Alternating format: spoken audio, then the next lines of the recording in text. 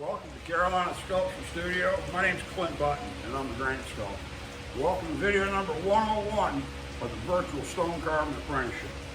Well, paying attention, stone's turned over. Because it ain't where it's where it used to be. I've been working on it for the last few hours, turned over. I said I didn't want to get into rigging and showing you how to use the crane because this is, you know, you breathe some dust, you know, you get a piece of diamond blade or the grinding wheel catches a chisel and spins it and sticks it in your leg and you start squirting blood and whatever. You cut off the end of a finger or whatever. Those can kill you. A 4-ton stone falling on top of you will kill you. I mean, it will pinch body parts off, turn them into mush, and it'll squish you like a bug. So I don't want to get into rigging everything and telling you how to do it, but I did take some video along the way. And I'm going to put it together here and see how it goes. Just so you have a rough idea on what I do. None of this is happenstance, or I just hope it goes okay. You've got all kinds of issues with weight, with tension, with how much load, you know, a strap is under, or a belt or a chain is under, and problems that arise. So you've got to be really careful. Doing it by hand, it's really, when you got a crane, you push a button, it runs up. You can move right along at a quick pace. And in some ways, I think it's even easier to get hurt that way because it goes so fast and it's so effortless. Once this big 4-ton stone comes up and floats, you can just go like this and move it. You don't think much about it. What you don't think about is that it doesn't just stop. If you've got, it'll just squish you. So you got to think about what you're going to get pinched between.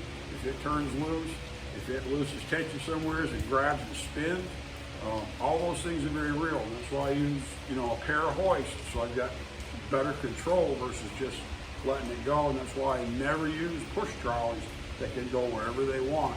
These will skid, but at least there's some chance to control a little bit with the chains. So let's see how this video goes, and we'll come back in. I don't know if I got to go up and look at production-wise. I don't know how long this is. It may be long enough for the whole video. Maybe we come back and talk a little bit more about it. This is, check it out, big stone.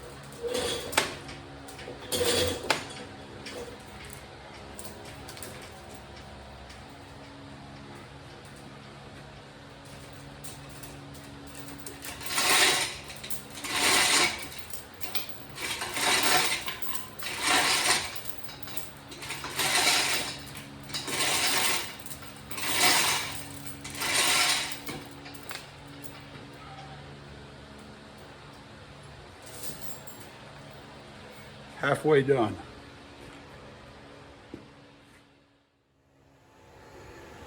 Now that it's stood up, let's take a quick look at it. I know I don't tell you a lot about rigging because this is literally something that'll kill you. I mean, this is 4 tons and it'll just squish you like you step on an ant and you'll just be putty. And whether you're dead or whether you're not, it's not a good day.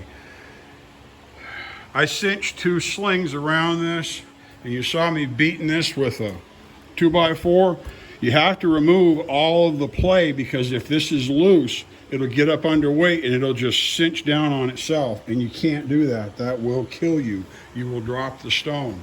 The stone can pitch and go one way or the other when it all of a sudden loses tension like that, because if it has tension somewhere else, it's really a problem.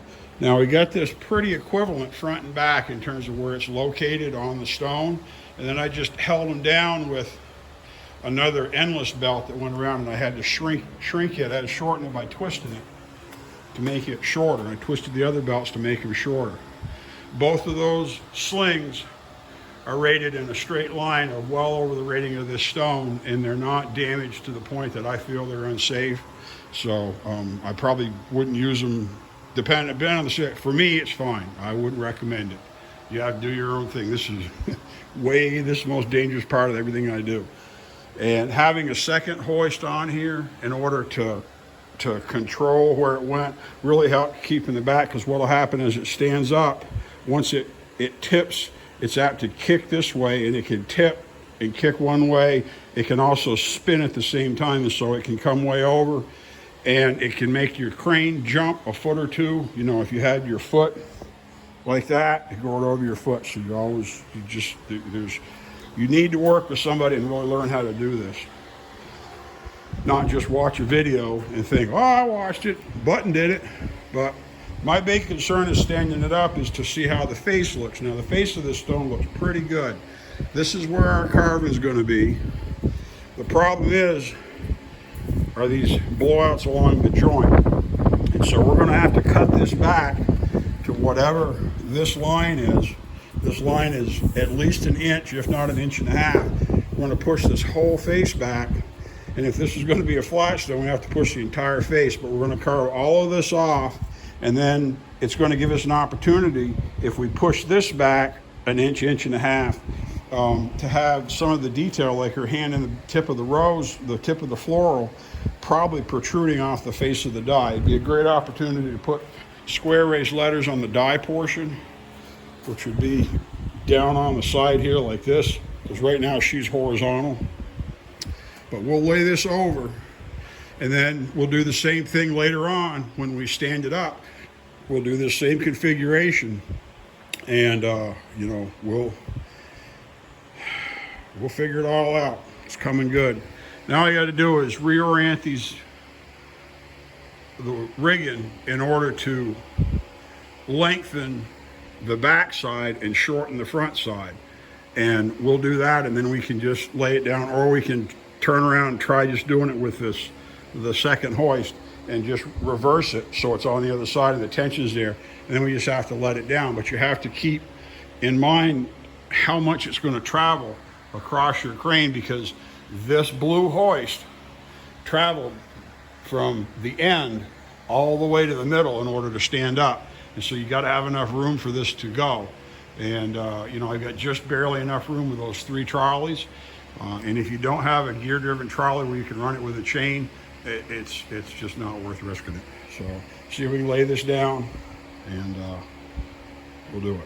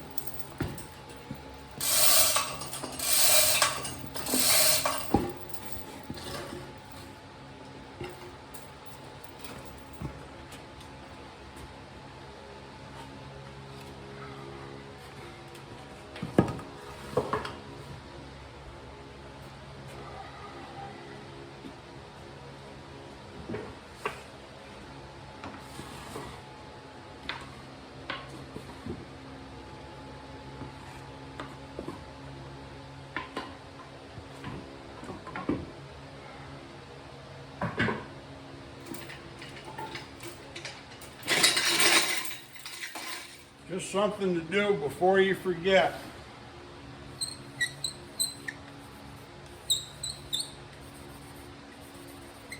When you've got a really good place and you really understand what you're doing,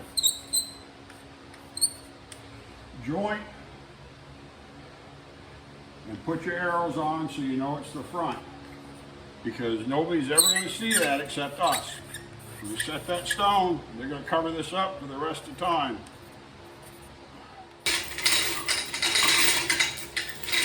And get it set to where we want it to be.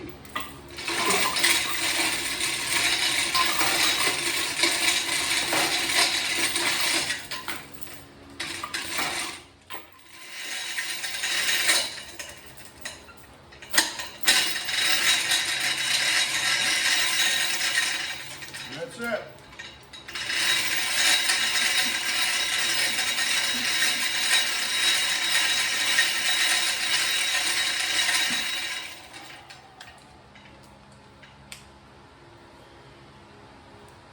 Now you gotta turn it and just decide where we're gonna cut. So I think I'm gonna cut facing the bench because I'm used to carving this way, having the suction. Can move the crane just a little bit and be right in the center, and I'll check my suction to see where I want it, my boom for my hoses, and if we need to put some extra pipe on, we'll do it, but I'll get this is going to be picked up some, so just have to do some figuring out and see what I like. But let's turn it over.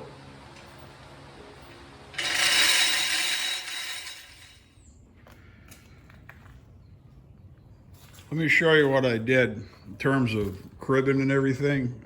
You could put this on horses, on bankers, but I don't, the height's not right. So what I did here is I've got it cribbed with 6x6s.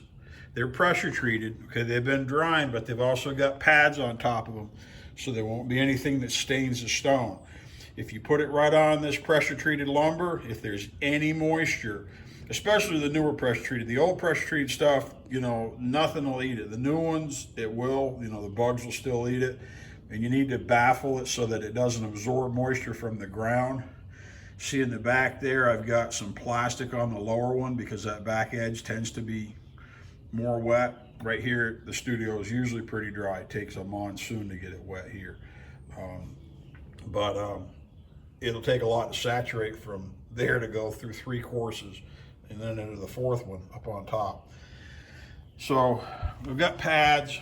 This is pretty good. This is not quite waist high. This should be a good height for me to get started with. The first thing we've got to do is we got to fix this edge. We got to take care of this edge. I had some loss. You can see there's a little bit of crack right there. And this is from the edge now. This is a function of how deep the saw will cut. Diamond blades in the sheds will typically have about a 5-foot throat. And this is right at 5 foot, and it'll saw, then it'll get to the bottom, and the stone will typically break. And so this is 6 foot, and so this is, you know, this is remnant from before, from where they sawed off before. So depending on how the stone is laid out, there's a little bit of softness. So I've got to clean this up to find out where we're at. Then we'll have to work on, these are our transfers from the back, where this is going to be the edge of our plinth, and then this is going to be the edge of where the plaster will be. Now I'm going to be able to move her forward a little bit. Let me hold off on discussing how we're going to do all the layout, because there's a lot to, you've got to be able to think in 3 dimensions. But basically, I'm going to leave my foundation points. I'm going to work from this face on the model. Okay, I'll leave these where they are by leaving the same points on this face what that's going to do is, because this is going to be down 1.5 inches or whatever, that's going to shift her forward. It's going to bring her up, and it's going to have the effect of allowing us to have her drapery, because this is probably about 1 inch, 1.5 inches back to the tips of her toes. It's going to allow us to have drapery hang over the edge. It's going to bring her forward of all of this stuff, and it's going to make her prominent. She's going to stand forward of the die, of the base, of everything. And you look at a lot of the older work, and you'll see that they cut features. It's very typical to see a Civil War soldier, you know, just for example, that are fairly common around here, or any full round statue like that, that's a war memorial. They'll have maybe the butt of their rifle and the tip of their boot protrude off the plinth. And that's a function to make it look more like it's not captured within the stone. And so by doing this, this has given us a unique opportunity. I wasn't very happy when the stone showed up like this, because this is not how you get stone. No, it should be a perfectly square edge just like the other side. But I'll push this back, but I'll carve her on this face. And so she will be moved forward 1.5 inches in the project, and essentially, and everything else will be back. And so she'll look like she's stepping right off the stone, and it should look really cool. And that has to do with how you establish your foundation points in your points of reference on the job versus the model. And you can manipulate those to place the figure, the job, wherever you want the job to be in this stone. And this is part of what I'm trying to teach you and trying to get you to understand about things like, you know, we have to put together and use plumb blocks to understand depth and prominence and where things are. We're going to do the same type of thing on a higher level, on a more abstract, with the model in this job, in this stone. And so this is going to give us a chance to cut a lot fancier job than what I quoted, because I wouldn't take that extra stone off and narrow this up. But we're gonna. And so we'll pull that off, and then we'll probably even try to have something, even if I go back 1/2 inch over here for where the die is from this 6-inch tall plinth, if I sink that just a little bit to create a differential in between the die and the base, it's going to make them look like they're separate pieces of stone. They're going to look like different components. So, we'll wrap this video up and start laying out stuff to start swinging the compasses here right away. And I've got another way to show you some of the error concerns we have with how we lay out our foundation points. I figured something out that isn't, you know, fancy computer animation, just plain old analog stuff. So I'm looking forward to showing you all that. And I'll give you a little teaser about it. We're going to use these plexiglass discs. See if I can pick it up. We're going to use those to show you how this works. Maybe y'all can figure it out. All right, until then, my name's Clint Button. I'm a granite sculptor here at Carolina Sculpture Studio with a virtual stone carving apprenticeship. Thanks for coming in.